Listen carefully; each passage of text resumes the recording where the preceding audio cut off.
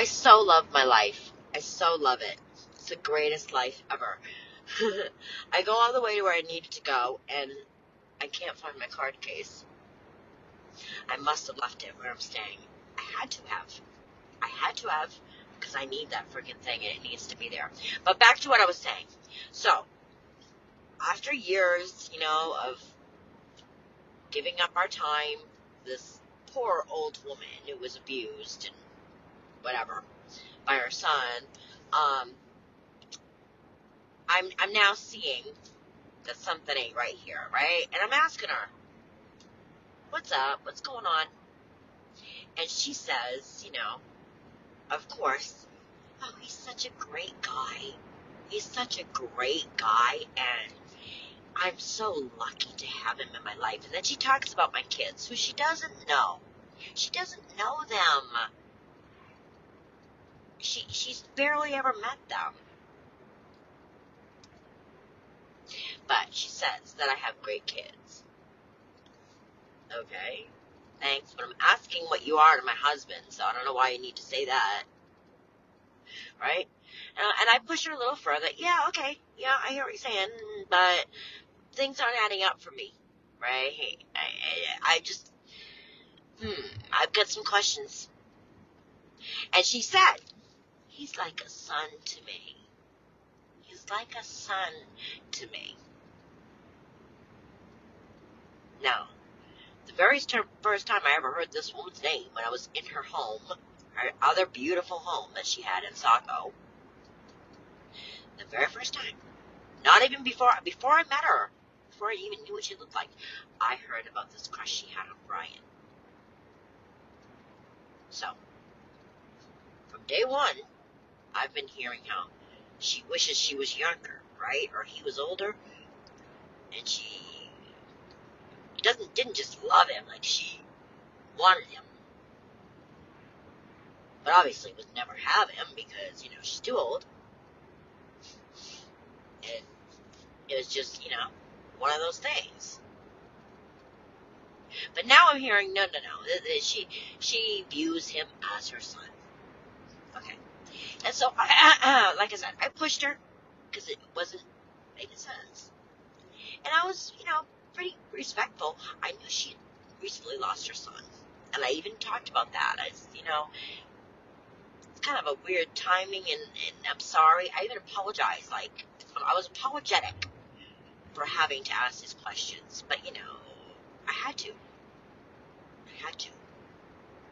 But they were going to act like, yeah, I could ask, but I was supposed to just be okay with the fact that she didn't want to deal with these silly questions.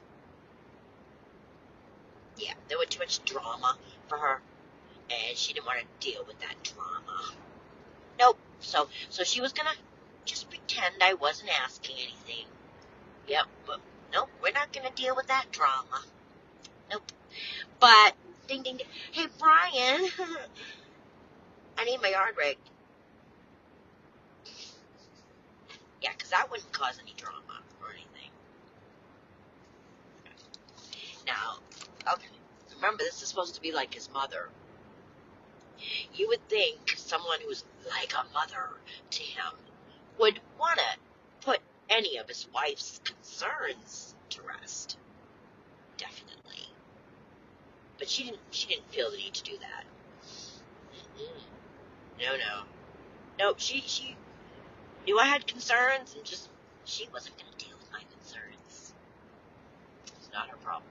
And she said to him, almost immediately, I think she even said it to him before she responded to me in text message, that, hey, just so you know, Marissa texted me. No big deal. But it was a big deal. It was a big deal. She should have been saying, hey, your wife just asked me if we're having an affair, Brian. What's that about? What the hell happened that made her think that all of a sudden? Right? That's what a normal kind of reaction would have been. Something like that. If this person really was like a mother to him, that's what she should have been saying. Hey, what's going on? What your wife saying? I'm confused, son. Why is she thinking that? Why is she oddly thinking that we're fucking? But she didn't have that reaction. No, it was just, hey, you should know. You should know, by the way. Your wife is asking about us having an affair. You should know. But it's not a big deal. No big deal. And then that odd thing. Stay strong. Stay strong. About what? What do you need to stay strong about? Weird. And of course, everything was going to be status quo. Oh, your wife thinks we're having an affair, but hey, come right the yard. Yeah, come over here. We won't worry about your wife thinking we're fucking. I need my yard raked, so gives a fuck what she's thinking. Just get here. Get here when you can. Oh my fucking God. And you think as a good husband, he would have said, yeah, so my wife's still concerned and upset right now, so probably should not go to your house right now, I mean, I live an hour away. Is there someone else who can rake the yard? Maybe your brother or your brother-in-law or your other brother or, your daughter or her man or, someone closer to you. You've got a whole slew of people you can ask. Does it have to be me? The man who has a wife who's starting to freak out right now. No, he didn't say that. He's like, oh yeah, I'll get there. I mean, even after I said, you know what, honey, she's not talking to me. Like, she's literally shut me down. And she's still calling you and asking for favors. Even though she knows I think you're having an affair right now. So, I don't think that's a good idea, Brian. You shouldn't go there right now. No.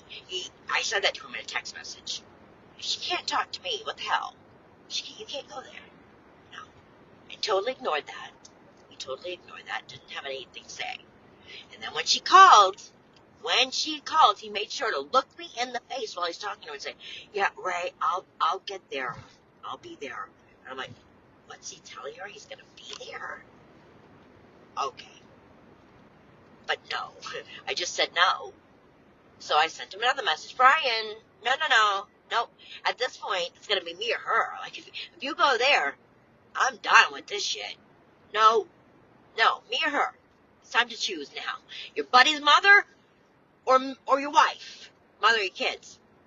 He ignored that as well. He ignored that completely. And Saturday morning, he was literally getting ready to leave her house. I literally just said to him, it's me or her, hon. And he was choosing her. Apparently. And I had to, from bed, say, what are you doing, Brian? No. I said, no. You're not going there. And that's when he had his fit. Marissa, what do you mean? It's my buddy's mother. It's my buddy's mother. You really gonna act like this? Oh, is it that important for you to go there, Ryan? It's so important for you to go rake her yard that you're gonna have a fit? Like a temper tantrum. Like you're a little kid getting his favorite toy taken away. That's what you're acting like. Yeah, he was pissed. So I wasn't going to let him go. But he didn't go. But then days later, I noticed he's suddenly happy.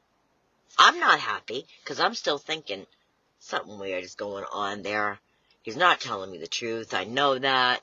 She refuses to talk to me. I'm not okay. My world's feeling like it's falling apart. And I see him in the kitchen all. He's got a smile he can't hide. He's really happy.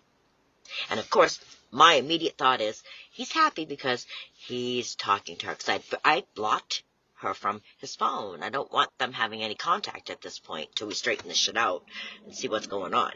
Nope, you can't talk to her anymore. If she's not talking to me, she can't talk to you. We're husband and wife. That's just 101. 101. Okay? So I'm thinking, he's talking to her. he's talking to her behind my back. He's got it on the phone or something. That's what I thought. So what do? I'm going to go search his truck. That's probably where he has it. He's got a phone in his truck. So I go out to search his truck. And he comes to the door. What are you doing? Get away from her. Get out of there. Put his fist up. Like he was going to punch me if I went to search his truck. What? Why? Why? If you've got nothing to hide, why can't I search? Because you're going to mess it up, he said. Mess it up? You mean the messiest truck on earth?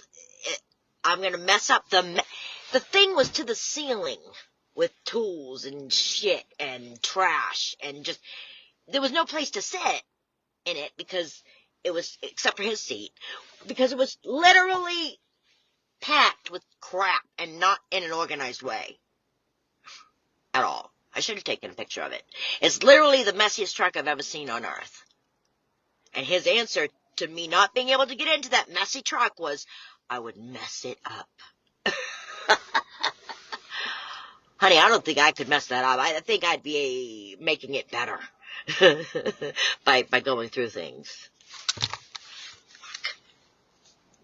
But, yep, he was ready to punch me if I dare go and mess up his messy truck. So I didn't go in it. Remember, at this point, he's still scary. He hits me.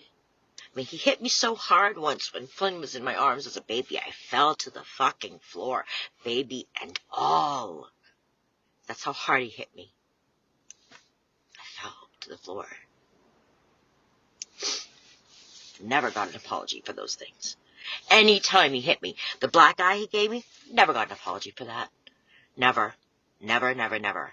Never would he ever say, I'm so sorry. I'm so sorry I lost control and hurt you. Never would ever say that. All he would ever say is, well, you were, out of control. I was out of control, or I've never been out of control, you dickhead. And even if I was, you don't have to smack me for that.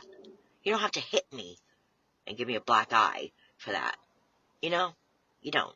There's no reason to hit me. There's no fucking reason. Unless I'm really about to, hurt our kid or something, which I would never do.